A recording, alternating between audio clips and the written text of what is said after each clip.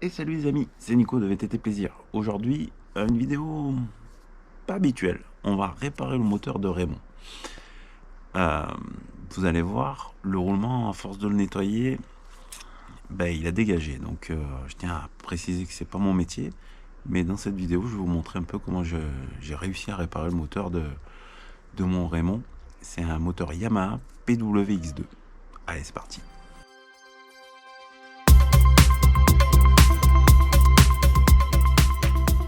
Allez, une vidéo peu habituel comme je vous ai dit. En fait, j'ai déjà commencé les réparations sans avoir trop filmé. Au début, je pensais juste le faire et pas trop filmer ça parce que bon, je me sentais pas trop la légitimité de vous faire un retour en vidéo. Mais beaucoup de personnes m'ont dit, bah tiens, ce serait bien quand même que tu fasses une vidéo, tout ça. Donc on va prendre en route. Ah, le moteur est déjà démonté. Bon, après, jusque-là, démonter un moteur sur un VAE, quoi, un VTT-AE, c'est pas bien compliqué. Je vais quand même vous mettre un petit format vertical de téléphone où j'avais filmé avec le jeu et tout quand même pour vous bien vous situer le problème et comme ça vous voyez pourquoi je réalise cette intervention à plus de 2000 km quand même, ça fait pas beaucoup pour un moteur Yamaha qui sont réputés assez fiables. Il y a un roulement derrière là, qui a lâché. Au moment où il y a les petites billes là. Il est complètement sécosse, tout orange de rouille. Mais vous allez voir que pour finir c'est pas super compliqué et surtout c'est même intéressant. Et voilà. Alors j'ai tardé aussi à vous présenter cette vidéo parce que vous le savez, il m'est arrivé beaucoup de galères. D'ailleurs, j'en suis vraiment pas sorti. Je suis loin d'en sortir. J'en ai peur. Je me suis fait pirater mon compte Google. J'ai perdu ma chaîne, quoi, le contrôle de ma chaîne. Donc VTT Plaisir, vous le savez, n'est plus sous contrôle. Donc je repars de zéro sur VTT Plaisir bis. Je vous assure que passer de plus de 9000 abonnés à 82 ou 3 que j'ai vu ce matin, ça vous met un coup au moral, donc j'avais pas forcément envie de vous faire des vidéos.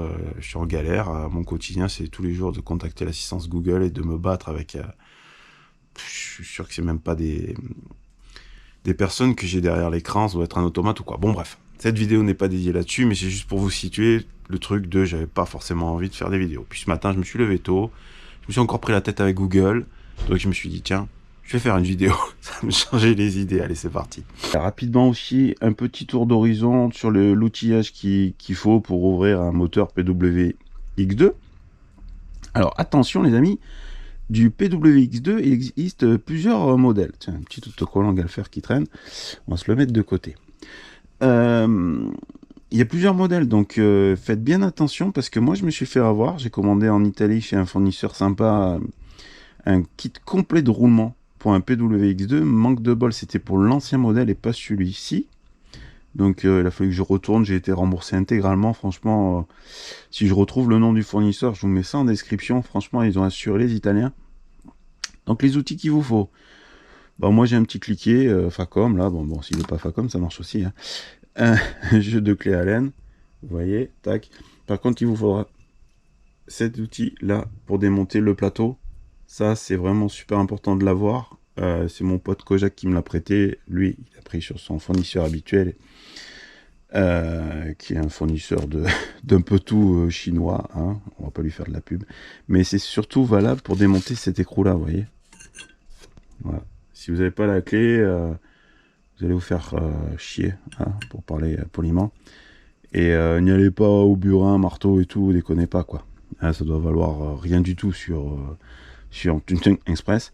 Et ça vaut bien le coup. La liaison est toute trouvée pour vous faire un petit rappel sur la vidéo que je vous avais fait sur les moteurs de VAE. On voit bien un peu le système. Hein. Donc là, on a les 3 phases du moteur. Là, on a la carte électronique derrière. Ça, c'est l'entraînement total. Hein. Le pédalier, je vous rappelle, il est là. On a une étanchéité de tout ce boîtier, quoi. Donc tout le boîtier moteur qui est vraiment sommaire, hein, parce que vous le voyez, et moi aussi j'ai été surpris, il n'y a pas beaucoup de graisse pour finir là-dedans, et bien sûr pas d'huile, donc on n'est pas sur un carter moteur de moto, de cyclo ou de voiture, hein. Donc l'étanchéité est sommaire, c'est plus une étanchéité pour éviter que l'eau rentre de l'extérieur plutôt que pour éviter que les liquides ou du moins matière lubrifiante ne s'échappe de ce logement-là, hein, si vous comprenez ce que j'essaie de vous dire. Parce que des fois, je m'exprime très mal. On enchaîne donc. Du coup, j'ai reçu mon kit complet de la part des Italiens et forcément, c'était pas le bon. Donc du coup, crise de nerfs, encore une fois. Ça m'arrive de faire des erreurs, moi aussi. Hein, c'est pas donné à tous les youtubeurs de vous dire qu'on fait des conneries, mais on en fait. Et bon, là, c'est le roulement en question. Donc le roulement côté pédalier, complètement éclaté. Vous voyez la sale tête qu'il a. Hein. Donc il est malade, hein, j'ai envie de vous dire. Donc ça explique le jeu que vous avez vu précédemment sur la prise de vue format vertical que j'avais filmé avec mon téléphone. Excusez la qualité. J'avais pas prévu de faire une vidéo dédiée sur ce sujet-là. Donc ça, bon, bien sûr, poubelle. Donc comment j'ai fait? J'ai pris mon pied à coulisse hein, et j'ai mesuré. Donc diamètre extérieur, diamètre intérieur. J'ai fait un peu comme tout le monde. Hein, je suis allé sur Amazon et j'ai fouillé et forcément, je suis tombé donc sur ce roulement-là. Tac. Si je retrouve aussi le lien, je vous mettrai ça en description, pas de problème. Alors me dites pas, ouais, c'est un lien affilié Amazon, machin et tout. Bah oui, je suis partenaire Amazon et ça sera un lien affilié. Hein comme ça, il n'y a pas à tromperie sur la marchandise. Si des fois, je suis encore affilié avec Amazon avec 80 abonnés. Mais bon, on va pas s'énerver. J'ai pris quand même, il donne le choix, donc bille acier ou bille inox. J'ai quand même pris bille inox. Parce que je pense savoir comment je l'ai foutu en l'air ce roulement, c'est parce que je suis un maniaque du nettoyage. Et j'ai dû trop insister avec le tuyau d'eau. Donc, vu que la protection extérieure, l'étanchéité extérieure de cet axe-là est vraiment sommaire sur ce moteur-là, il faut le dire. J'ai dû faire entrer beaucoup trop d'eau dans le roulement. Et puis voilà, à force, il a dégagé. Allez, c'est parti. Alors, qu'on soit bien en phase. Le roulement. Sa portée, elle est là. Donc là, vous avez les cannelures où va venir s'enclencher votre pédalier. D'accord? Et donc, notre roulement va se retrouver sur cette portée-là. Donc, la portée, bien sûr, vérifiez qu'elle ne soit pas abîmée, en bon état. Bon, bref, hein, les bases de la mécanique. Hein, vous savez que le jeu, c'est la base de la mécanique. Mais pas trop de jeu quand même. C'est l'âme de la mécanique. On dit que c'est l'âme de la mécanique. Et donc la portée extérieure va venir bien sûr sur le carter. Donc ça c'est le carter que vous avez vu extérieur côté pédalier. Donc sa portée est là. Donc là pareil, la portée, on va la nettoyer, on va faire ça bien propre. Bien sûr, je ne vais pas vous filmer tout ça parce que voir un mec un peu nettoyé au solvant, je pense pas que ce soit très bénéfique pour vous.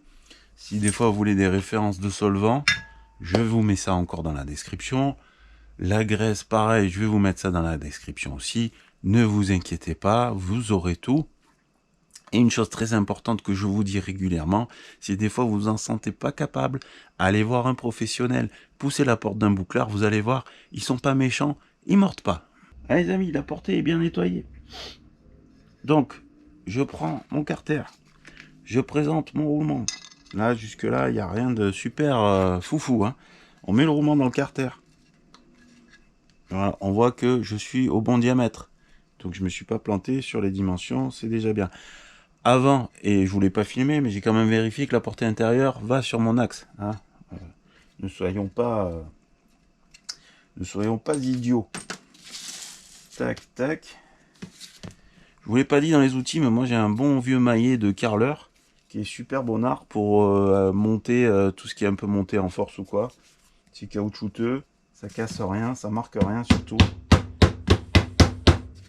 Voilà, je suis en train de le rentrer progressif. J'ai pas de presse. Vous allez me dire, faut-il vraiment une presse pour faire ça? Je ne suis pas sûr. Donc voilà, il commence à rentrer tranquillou. On va pas le brusquer. Je vous retrouve après. Voilà, notre roulement est monté, vous voyez, ça n'a pas été très long. En même temps, vous ne savez pas, je ne vous l'ai pas montré. Mais voilà, il est bien à plat là. Donc, et la cause de mon souci, c'est que je vous disais que l'étanchéité était toute relative côté pédalier. On voit qu'il n'y a pas de joint spi là. On voit qu'il n'y a pas de... En gros, il n'y a rien qui empêche l'eau de s'infiltrer par l'axe de pédalier. Donc ça, c'est quand même un point un peu déconnant. Je trouve que Yamaha, là-dessus, ils n'ont pas réfléchi. Donc moi, ce que je ferais, c'est que dorénavant, pendant mes points de contrôle et mes points d'entretien, je mettrai beaucoup de graisse à ce niveau-là, de la graisse épaisse, pour éviter l'humidité de rentrer. Et au nettoyage, je ferai très attention à ne pas insister sur cet axe-là. Voilà, ça me servira de leçon. Ouais, jusque-là, hein, rien de transcendant.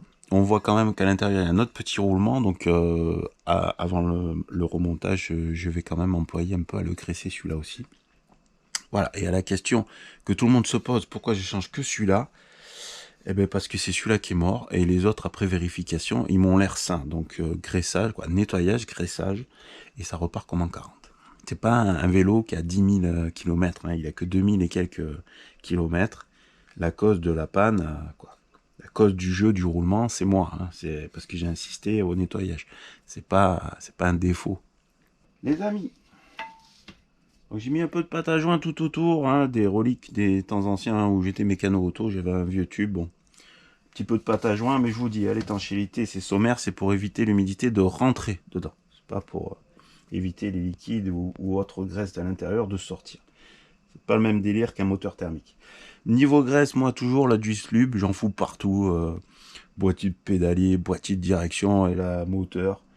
J'adore ce truc, je vous fous le lien en description si ça vous intéresse. On fait rapidement un petit tour avant l'assemblage. Donc vous voyez le graissage, je vous ai pas bourré le mou. Hein. J'ai pas chargé la mule. Ça sert à rien les gars. Et puis en plus il y a plein de composants électroniques là-dedans. Donc ne vous amusez pas à surcharger. Hein. Regardez, on voit les petits... Hein, la petite plaque électrique et compagnie. Hein. On fait pas les foufous. On met pas 15 kg de graisse là-dedans. Ça sert à rien. Hop, là moi j'ai graissé mes petits roulements. Pépère. On va procéder à l'assemblage. L'assemblage. Moi je n'ai pas de petite clé dynamométrique. Donc je vais faire ça à ma manière. Mais ce que je vous conseille vivement, c'est de récupérer les infos constructeurs sur internet. Ça, la fiche technique, moi je l'ai récupérée. Et de serrer au couple si vous avez une petite clé dynamométrique. Voilà, voilà. On voit très vite les éléments électroniques que je vous disais. Donc le moteur, les 3 phases, je vous en ai déjà parlé. Là on a toute la carte moteur. On a le capteur de cadence qui est derrière. Et là-dedans, je vous l'ouvre pas parce que je l'avais déjà ouvert, mais c'est vrai que je vous ai pas tout filmé, je m'en excuse. Mais là-dedans, vous avez le cliquet de roue libre du pédalier. À l'intérieur, derrière, dans cette cloche-là, vous avez le cliquet de roue libre. Voilà. Je fais rapidement un petit tour d'horizon. On voit bien que la sortie moteur, c'est un petit pignon qui entraîne, voilà, une roue dentée qui va, on va l'appeler relais, et qui démultiplie, tac, à la grosse couronne là qui représente votre pédalier, qui est en lien direct avec votre pédalier. Et là, le cliquet dessous, il fait la roue libre. Parce que vous n'êtes pas toujours en train de pédaler, des fois vous arrêtez. Donc, si on met pas une roue libre là-dedans, eh ben, vous allez avoir mal au canne, moi je vous le dis. Allez, on assemble, c'est parti. Alors l'assemblage, on va pas s'en rendre fou. Il y a donc 2 roulements. Le roulement va sur cet axe-là, le petit roulement va sur le petit axe, voilà, de la roue crantée intermédiaire, hein, que j'ai nommé intermédiaire. Désolé pour le vocabulaire, mais vous comprendrez. On a 2 tétons de centrage sur le carter, un peu façon carter de boîte à vitesse de bagnole et de moto. Donc on s'enflamme pas, on va présenter ça tranquillou. Pas de conneries, on essaie du moins. Et voilà, ça va aller comme dans du beurre, vous allez voir. C'est pas sorcier. Voilà. Le tout, c'est d'être en face et de bien présenter. Pas paniquer, foutez pas les doigts sur la pâte à joint. Ne foutez pas les doigts sur la graisse que vous avez appliquée. Une fois qu'on est centré, voilà, on appuie. Ça fait un peu l'effet sandwich, regardez. Et voilà. Vous voyez déjà que, regardez, la pâte à joint, malgré que j'en ai vraiment pas mis beaucoup, elle dégueule un petit peu. Donc là, c'est la preuve qu'on est bien jointé. On est bien en face. On va aller présenter nos vis. On peut ça les faire prendre, mais bon. Voilà. On fout du vocabulaire, je vais vous dire.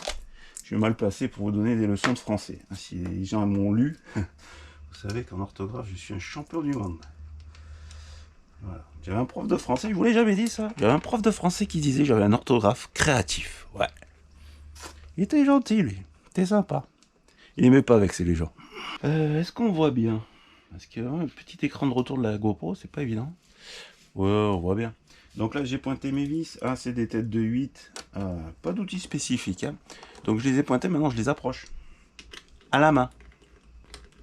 Ne pas me foutre une visseuse ou une péteuse là-dessus, hein, les gars. C'est des carters en aluminium. Hein. Pour un peu que vous soyez de travers ou quoi, vous allez péter un carter. Et là, c'est pas la même limonade. Le tarif, ça sera pas le même. Hein. Tiens, en description, je vous mettrai, si je le retrouve aussi, le prix du roulement. Alors, je précise toujours si je retrouve, parce que vu que je me suis fait pirater mon compte Google, j'ai plus accès à ma boîte mail. Donc, il va falloir que je fasse des recherches sur les comptes de Amazon. Et je me rappelle plus si j'ai réussi à récupérer mon compte Amazon ou pas. Donc, je précise si. Donc tout est approché à la main.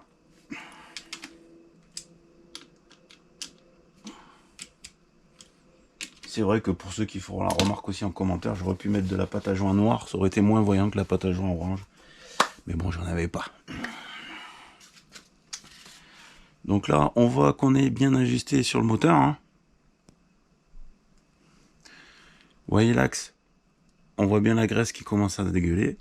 Là, bah curieusement, j'ai plus de jeu. Hein. Si vous vous rappelez la vidéo verticale, hein, c'était impressionnant. Là, j'ai pas serré encore. Hein. Et on voit que j'ai pas de jeu. J'ai plus de jeu. Ça me plaît. Et là, on entend bien. Voilà, la roue libre du moteur. On est OK. Allez, sans plus attendre, on va monter le moteur sur le vélo, quoi, sur le cadre. Une opération un peu délicate. Parce que pourquoi? Parce qu'il y a tout ce faisceau à passer d'abord. Après, le moteur, lui, il tient par 2 grosses vis plus 2 petites vis que je vais quand même prendre soin de monter à l'octite parce que ça a une fâcheuse tendance à se desserrer avec les secousses. Donc, c'est la partie un peu galère. Bien souvent, moi, je me prends un peu le chou pour bien passer les faisceaux, tout ça. Donc, bon, ça risque de prendre un peu de temps et d'être un peu long. Mais rien de méchant, encore une fois. Il faut juste bien prendre le temps de le faire et de le faire bien sans coincer les fils ni rien, voilà, pour pas qu'on ait d'embrouille après une fois qu'on sort dans la colline. La petite astuce du blédard, je me suis fait avec des seaux là, un petit support comme ça, hop, vous voyez, j'ai pas besoin de forcer de le tenir vers le haut le moteur, comme ça je peux aller brancher mes petits trucs tranquillou, sans me prendre le chou à tenir le moteur d'une main et essayer de clipper les connectiques de l'autre. C'est quand même beaucoup mieux. Je viens de fixer le moteur. Je vous cache pas, c'est une vraie tannée à faire. Pourquoi? Parce que on a la canalisation de frein qui passe par là. On a le câble de tige télescopique qui passe par là. Le câble de dérailleur qui passe par là. Plus toute l'électricité. Donc pour pouvoir ajuster le moteur correctement en étant sûr de rien pincer et de rien casser, j'ai quand même sorti le connecteur batterie. Comme ça, je vais pouvoir tout remettre après proprement. Et ce qui va me permettre aussi de régler le clipsage de la batterie qui est un peu aléatoire là-dessus sur mon R Raymond. Après, bon, souvent on me le critique sur internet ce vélo, mais franchement, niveau qualité-prix, moi je trouve que c'est quand même bien. Et puis surtout, c'est un vélo où on peut bricoler plein de trucs. On n'est pas arrêté par ou des outils spécifiques ou des moyens électroniques que l'on n'a pas. Et pour répondre aux détracteurs de ce vélo, j'ai une marque en tête avec un modèle spécifique où régulièrement les générations de moteurs ils sont vraiment emmerdés et ça coûte pas le prix d'un Raymond quoi. Donc avant de critiquer un vélo, renseignez-vous un petit peu et mettez les mains un peu dans tous les vélos et après on reparlera de critiquer une marque ou pas.